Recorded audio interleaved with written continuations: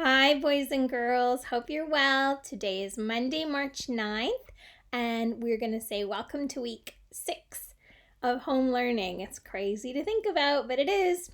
And I'm really proud of you guys. You're just all plugging away and looking at the website and reading the lesson plans with your mom or dad or sister or brother or aunt or uncle or tutor, and really trying your best to work through the links, the lessons, and things like that. So good job. So let's start off with singing our morning song. Today is Monday. Today is Monday. Monday macaroons. Is everybody happy? Well, I should say there are 7 days. There are 7 days. There are 7 days in the week. What are they? Sunday, Monday, Tuesday, Wednesday, Thursday, Friday, Saturday. It's a great day, a beautiful day, the kind of day that makes me want to say, I'm glad that I'm alive, I'm happy to be me, and that's the way to be. Again, I'm glad that I'm alive, I'm happy to be me, and that's the way to be. So first off, let me say thank you to the people that are going onto the Flipgrid and looking at all the 7 different topics now and having a quick little 90-second video, or longer if you want it to be longer for some of them, to answer some questions or do reflections. 2 people, Zizi and Noah, have put up their retell, which is awesome, so keep going with those. There's no time frame, there's no due date, so just do it when you feel you have the chance. Noah has put up something about home fun. I think 2 different things, a magic trick and bowling inside, and Zizi's put up a dance party. These are things you can do inside if it's raining or if you can't really go out. So those are really good ideas. And yeah, thank you to everyone that's posting, putting things on Seesaw for me to look at, and then I can feed back to you. It's just great. So keep going on your Raz Kids reading, recording your voice there. I'm always replying to you, and you can always see my reply. And I give you 50 points every time you do it, and you can see my reply in the message section, okay, under your rocket, under your level up rocket. And I'm seeing who's working through Splash Math at their own pace and Literacy Planet activities to help you with your spelling and grammar. So all of it's helpful to your learning, okay? Remember that when we're doing this kind of online learning, it's sometimes hard. Like, I'm not there to give you the lesson, so I send you a link to something called Crash Course for Kids or Brain Pop Junior or Khan Academy or whatever. It's really important to be listening and looking at those links before you do the activities, because that's the lesson. That's what's teaching you the how to do it and the why, okay, and what we're looking for. So remember our Walton Wolf, we are learning to what? That's what the lesson is. And what I'm looking for is that you do the right success criteria with your work by doing the activities that I attach or assign on Seesaw, an activities section or whatever. So today, guys, there's a couple new things. In math, we're doing something new in math. We're learning still measurement. This is going to be a measurement unit for quite a while, but we're moving away from linear measurement where you're measuring the length and width and height and depth of things. We're going to look at capacity and volume. So this has to do with how much a container can hold.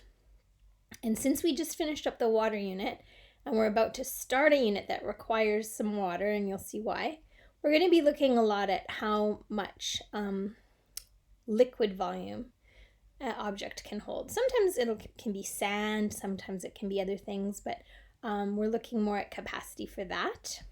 So think about measuring ingredients. Sometimes you're measuring flour and sugar and oil and water and milk, and you're needing to know how much of it you need for your recipe. So think of it that way, or how much a container can hold of a certain fluid, liquid. So you'll see, and there'll be a Brain Pop Junior on that I want you to watch, and then to complete an activity sheet on that, which is a cut and paste activity. And if you can manage to do the game on Brain Pop, as well as the easy and hard quiz every time, but if you can manage to do the game this time, it's really fun because you can click and drag what do you think is greater than a liter and what do you think is less than a liter. So right now we're learning about the metric system, and we're learning for capacity. We're going to be learning about milliliters and liters, okay?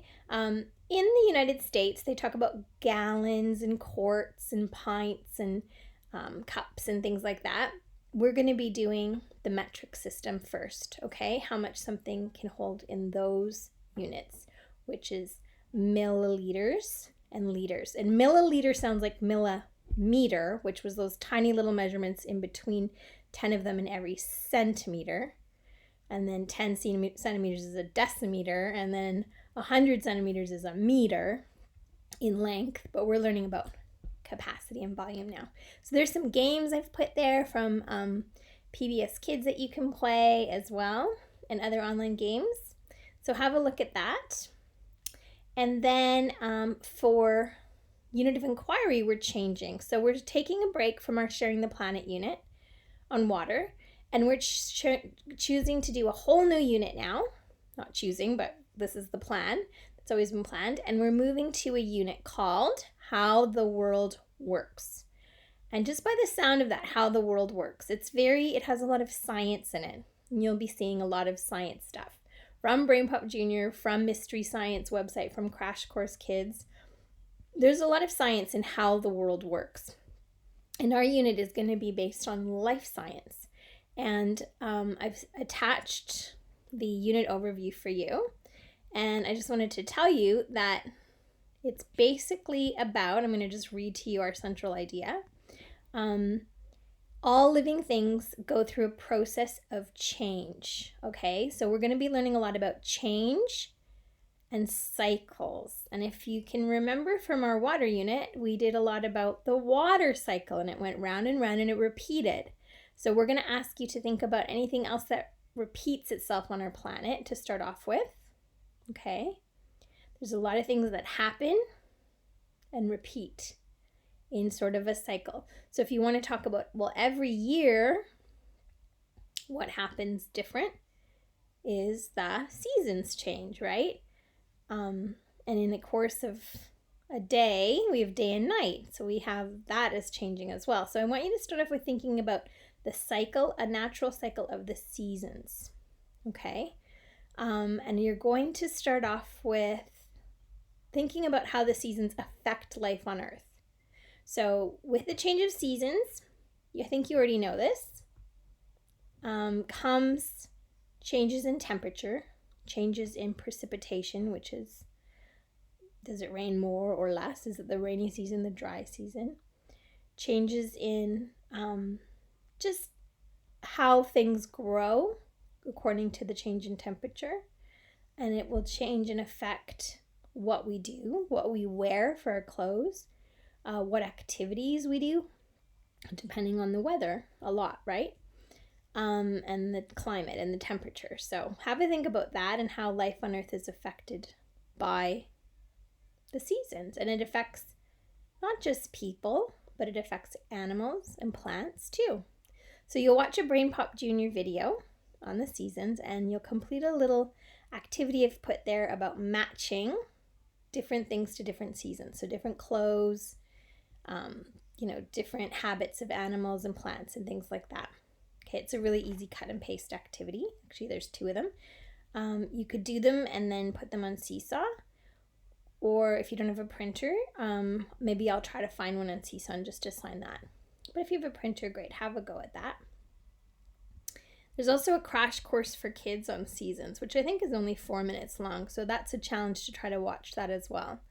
And it's really about the sun and how that affects the seasons.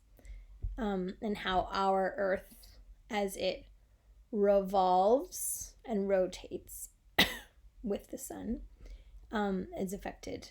The seasons are affected by that. So you'll see that. Now, for writing, I want you guys to just keep going on your story. Okay, by now you should have done your plan, right?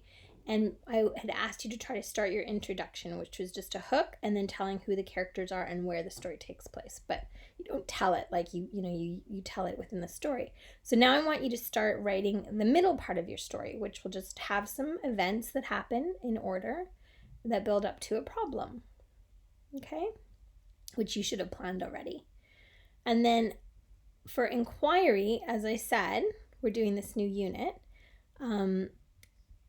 And then for reading, I'm going to give you a bunch of time, so don't get panicked, to first of all finish watching the last video that I've made about me reading the last chapters 27, 28, 29, and 30. So the last 4 chapters of the book.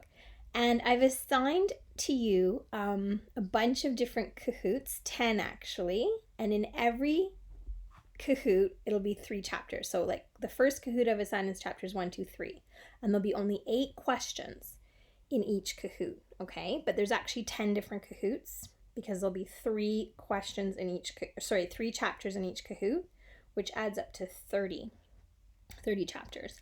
And you'll see it there. There'll be the link to the Kahoot, and there'll be the challenge pin, and there'll just be 8 questions, multiple choice, and you have to click on the right answer. I've turned off the timer so you don't get too anxious about feeling timed, so you can have a think about the answers.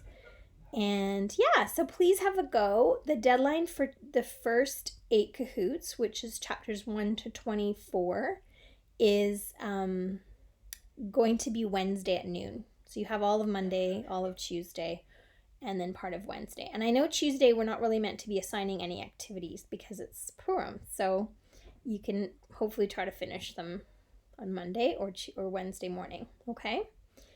And then you have until Friday at noon to do the last 2 Kahoots, which will be chapters 25 to 27 and chapters 28 to 30.